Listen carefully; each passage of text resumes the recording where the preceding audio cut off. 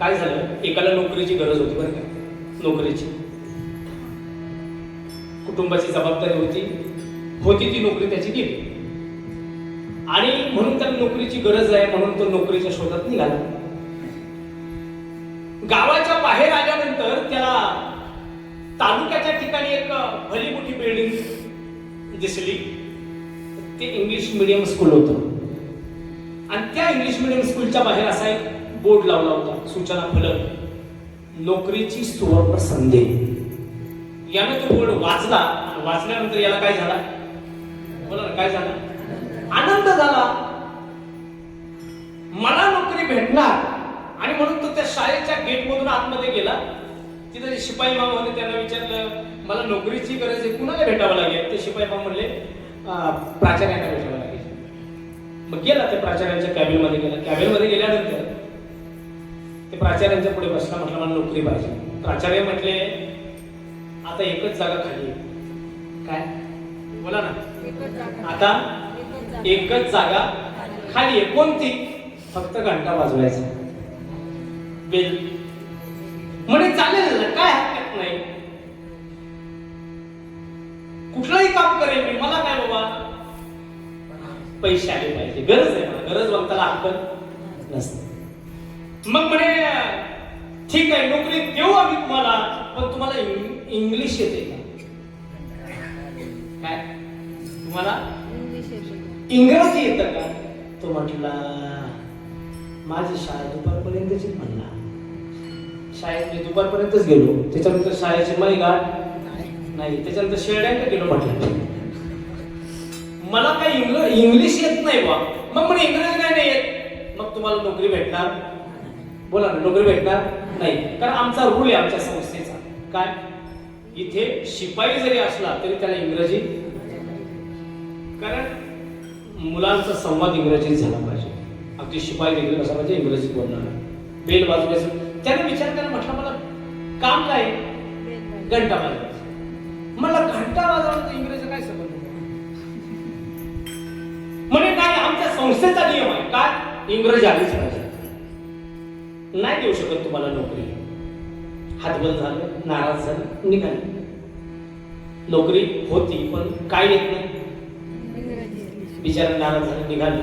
निघाल्यानंतर त्यानं त्याच्या गावाच्या बाहेर असं एक खूप मोठं मंदिर होतं. आपलं ब्रह्मनाथ बाबांचं कसं मंदिर आहे, असं मंदिर होतं आणि ते खूप पुरातन होतं. तिथं रोज 100-200 लोक यायचे त्या मंदिरात दर्शन घ्यायला. रस्त्यानं चालता चालता चालता याच्या बुद्धीतला विवेक जागा झाला. थोडस याच्याच बुद्धीने याच्यावर कृपा केली. हा म्हटला, रोज 100 लोक इथं कशाला येतात? दर्शनाला. पण दर्शनाला आल्यानंतर आजूबाजूला कुठे चहा पाण्याची, नाश्त्याची सोय नाही. त्याने विचार केला, इथे जर छोटीशी हातगाडी टाकली तर. दुसऱ्या दिवशी हातगाडी लावली. हातगाडी लावल्यानंतर त्याच्यावर चहा विकायला सुरुवात केली. 100 लोक यायचे. लोकांना तिथे चहा भेटायला लागला. लोक दर्शन झाल्यानंतर तिथे यायचे, चहा घ्यायचे, नाश्ता करायचे. हळूहळू याच्याकडे चांगले पैसे आले. हातगाडीचं रूपांतर एका टपरीत झालं. आता टपरीत रूपांतर झालं, टपरी काय कमी आहे? मराठी खूप छान आहे बघा.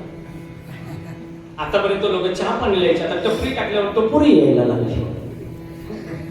आणि मग टपरीचं रूपांतर जे आहे ते एका साध्या हॉटेलमध्ये झालं. पैसे यायला लागले. हॉटेलचं रूपांतर एका पंचतारांकित हॉटेलमध्ये झालं. आज याच्या हॉटेलमध्ये 100 लोक काम करतात. 100. तिथे राहण्याची उत्तम सोय केली. भरपूर लोक यायला लागले. त्या हॉटेलचं खूप मोठं नाव झालं आणि त्या हॉटेलमध्ये एक मोठा उद्योगपती आला. भारतातला मोठा उद्योगपती दर्शनाला आला होता. त्याचं ते दैवत होतं, कुलदैवत होतं. कुलदैवत म्हणून त्या कुलदैवताचं दर्शन आला आणि त्याने ठरवलं आजच्या दिवशी इथेच मुक्काम करू. परिसर आवडला त्याला, मुक्कामाला थांबला. त्याला त्या हॉटेलचं मॅनेजमेंट इतकं आवडलं. त्या हॉटेलचे पदार्थ, क्वांटिटी, क्वालिटी. काही काही ठिकाणी क्वांटिटीला असते पण क्वालिटी नसते. आणि लोक महाराज क्वालिटीकडे जात नाही. तिकडं 40 रुपयाला एवढी भाजी भेटते पण ग्रेव्ही महिनाभर सडावली तिकडं फ्रीजमध्ये. ते नाही. आम्हाला क्वालिटी नको, आम्हाला क्वांटिटी पाहिजे. पण पण क्वालिटी पण उत्तम आणि क्वांटिटी देखील गुड क्वालिटी. उत्तम quantity, good quantity and good quality. ब्रीदच होतं त्या हॉटेलचं, good quantity and good quality. हा उद्योगपती तिथे राहिला, ते जेवण केलं, त्याला इतकं आवडलं. तो वेटर जो होता वेटर, ते वेटर सुद्धा सारखे यायचे, सर काय हवंय का सर, म्हणजे इंग्लिशमध्ये. तो इंग्लिशमध्ये बोलायचा, ते वेटर सुद्धा इंग्लिशमध्ये बोलत होतो, पण मालक ऐकताय का?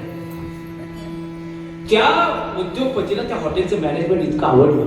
मला काय हॉटेल आहे, काय मॅनेजमेंट आहे, म्हणजे रोटी आण असं सांगायला सुद्धा लागेल. कधी कधी काय काय हॉटेल जर आपण बसलो ना तर आपल्याला सांगायचं, हे भाऊ एकदम 2 ठेव रे, तुम्ही लवकर नाही आण. आहे की नाही? महाराज घरी थोडा उशीर झाला ना, थोडा लगेच ताट टाकली तर, आणि हॉटेलमध्ये गप गाडायचा. बिचारी माऊली तिचं कौतुक कधीच नाही. मला ते मावशी म्हणली, महाराज तुम्ही जेवताना वांग्याची भाजी खाली, लय कौतुक तुम्ही केलं भाजी खाल्याचं, पण आमचे 22 वर्ष झाले मग कधी बोलू नका. कौतुक करावं जे चांगले. मग मी त्याला म्हटलं, का रे बाबा एवढी चांगली भाजी केली? म्हणजे ताई नाही, आणि तू कधी कौतुक नाही केलं. म्हणजे काय तिच्या मनाला वाटत असेल, कधीतरी कौतुक कर ना. म्हणलं उद्यापासून करेन बाबा. आणि दुसऱ्या दिवशी जेवायला बसलं आणि तिने याच्या ताटामध्ये ती 2-4 भाज्या ठेवल्या आणि त्याच्यात एक वाटाण्याची भाजी होती. कशाची?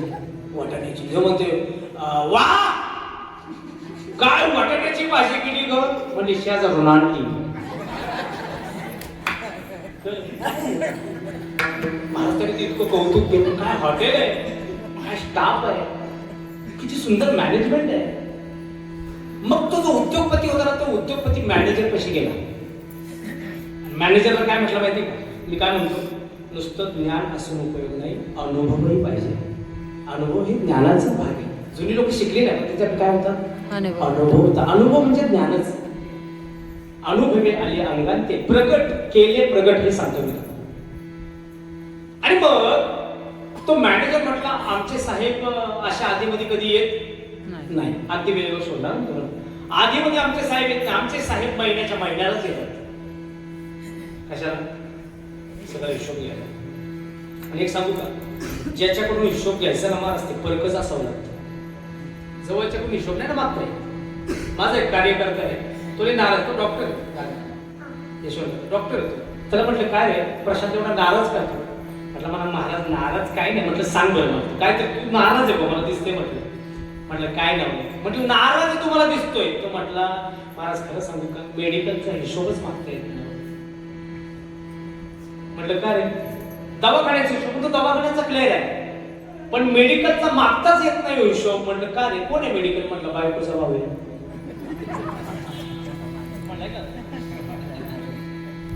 म्हणून ती जुनी लोक म्हणायचे ना, नात्यामध्ये व्यवहार नको. तर कारण ते पैसा नाती खराब करतो कधी. म्हणजे आमचे साहेब असे कधी आधीमध्ये येत नाही. आमचे साहेब कधी येतात? महिन्याला. म्हणे नाही, मला आजच भेटायचं तुमच्या साहेबांना. आता तो उद्योगपती एवढा मोठा, याला फोन लावला. कुणी? मॅनेजर. कुणाला? मालकाला. हॅलो साहेब, आपल्या हॉटेलमध्ये उद्योगपती आले, नेहमीच येतात. ते आल्यानंतर आपला गल्ला चांगला होतो, 20-22 हजार रुपये तरी गल्ला होतो. आणि मग म्हणे, मग मी काय करू? म्हणे नाही, त्यांना तुम्हाला भेटायची इच्छा आहे. ते म्हणे, मी नाही येऊ शकत. अहो साहेब, काही करा, पण तुम्ही या. त्यांना तुम्हाला भेटायची इच्छा आहे, मोठा उद्योगपती आहे, एवढा फायदा आपल्याला, एका 22-23 हजार रुपये. नाराज नको करायला त्यांना. मग ड्रायव्हरला सांगितलं, सर हॉटेलकडे जायचं. हे हॉटेल कसे आले, गाडीतून हा खाली उतरला. कोण? हॉटेलचा मालक. आल्यानंतर तो जो उद्योगपती, तो वाटच पाहतो. Welcome sir. याला काय वेलकम? हे असं सिट डाऊन सर. तो उभंच राहिला. तो मॅनेजर म्हटलं, साहेब खाली बसा. बसलं खाली. इंग्लिशमध्ये बोलायला लागलो. कोण? ते पुढचं. तुमच्या हॉटेलची मॅनेजमेंट खूप, इंग्लिश, तुमचं हॉटेल खूप छान आहे, तुमचं हॉटेल खूप छान आहे, तुमच्या हॉटेलचे पदार्थ खूप छान. इंग्रजीत बोलत होतो. याला काय कळतं प्रॉब्लेम? हे फक्त मान हलवायचं. त्या उद्योगपतीला कळालं, मी एवढा वेळ बोलतोय, पण हे यसही नाही, नोही नाही, काहीतरी बहुतेक याला इंग्रजी येत नसावे. मग मराठीत बोला तो उद्योगपती, साहेब मी एवढा वेळ तुमच्याशी इंग्रजीमध्ये बोलतोय, तुम्ही उत्तर देत नाही, बहुतेक तुम्हाला इंग्रजी येतच नाही. त्यांनी मान्य केलं. काय म्हणजे साहेब मला इंग्रजी येत नाही. काय म्हटले? साहेब मला इंग्रजी येत नाही. साहेब म्हटले असं कुठं असतं? एवढा मोठा हॉटेलचा मालक, 100 लोक कामाला आणि इंग्रजी येत नाही. बघा उत्तर पण देता आले पाहिजे बरं का. तो एवढा मोठा हॉटेलचा मालक इंग्रजी येत नाही म्हणून नाराज झाला नाही, समोरच्याने अपमान केला म्हणून नाराज झाला नाही. तो म्हटला साहेब एक सांगू का, इंग्रजीच्या नादी जर लागलो असतो तर घंटाच वाजत बसलो असतो. जे आपल्यात आहे ते प्रगट करा. तरी केले प्रगट. समजलं का? जे आपल्यात आहे ना ते मांडा. तुमच्यात एखादी कला असेल, तुमच्यात एखादं कौशल्य असेल, ते मांडा. ती कला ते कौशल्य तुम्हाला खूप मोठ्या उंचीवर पोहोचवेल हे तुम्हाला सांगतात. आणि म्हणून मी जगाला सांगितलं ते खरं सांगितलं. मी जगाला सांगितलं ते जगाच्या हिताचं सांगितलं. मी जगाला सांगितलं अंधश्रद्धा निर्मूलनाचं सांगितलं. आणि मी जगाला जे सांगितलं ते जगाच्या हिताचं सांगितलं. जगाचं अधःपतन होईल असं कुठलंच मी सांगितलं नाही. आणि म्हणून माझे अनुभव मी तुम्हाला सांगतोय की मला साक्षी आलंय. तुका म्हणे साक्षी आले तरी केले प्रगट. ज्ञानेश्वर